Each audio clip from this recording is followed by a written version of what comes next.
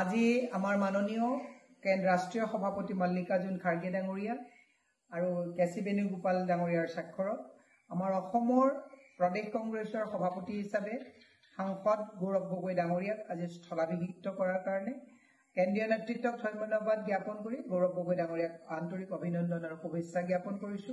সমান্তৰালভাৱে আজি 3 বছৰ নিৰৱচ্ছিন্নভাৱে ভূপেন বৰা ডাঙৰীয়াই ধুবুৰীৰ পৰা শদিয়ালৈকে বৰাক ব্ৰহ্মপুত্ৰ সকলোতে দলটোক শক্তিশালী কৰাত যি আত্মনিয়োগ কৰিলে তেখেতৰ প্ৰতিও আমি কৃতজ্ঞতা জ্ঞাপন কৰিছো। ভৱিষ্যতে তেখেতৰ পৰাও আমি দিহা পৰামৰ্শ আশা কৰিম আৰু তেখেতক কেম্পেইন কমিটিৰ চেয়াৰমেন হিচাপে এপইণ্টমেণ্ট দিছে। দেৱব্ৰত শইকীয়া ডাঙৰীয়া আছে, প্ৰদ্যুৎ বৰদলৈ ডাঙৰীয়া আছে, ৰকিবুল হুছেইন ডাঙৰীয়া আছে। তেওঁলোককো আমি আমাৰ শ্ৰদ্ধা জ্ঞাপন কৰিছো যাতে তেওঁলোকে দলটোক এটা গতি কৰি লৈ যাব পাৰে।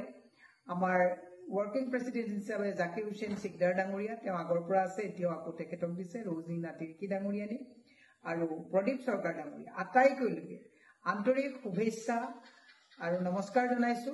আশা ৰাখিছো যে ২৬ত সাম্প্ৰতিক সময়ত এইখিনি যিটো এটা ৰাজনৈতিক এটা উশৃংখল পৰিৱেশৰ সৃষ্টি কৰি কেৱল কংগ্ৰেছক প্ৰত্যক্ষ কৰি তেওঁলোকে যিখন চৰকাৰে নিজৰ কৰণীয় কামৰ পৰা তেওঁলোকে ফালৰি কাটি কেৱল কংগ্ৰেছ আৰু গৌৰৱ গগৈ ডাঙৰীয়াক প্ৰত্যক্ষ কৰাৰ যি এটা ৰাজনৈতিক অস্থিৰতাৰ সৃষ্টি কৰিছে তাৰ ঊৰ্ধত মোৰ আশা যে অসমৰ ৰাইজে এইবাৰ আমাৰ এই টিমটোৰ নেতৃত্বত কংগ্ৰেছক দিছপুৰত ২৬ত বহাবৰ কাৰণে অসমৰ ৰাইজে আমাক দিহা পৰামৰ্শ দিব।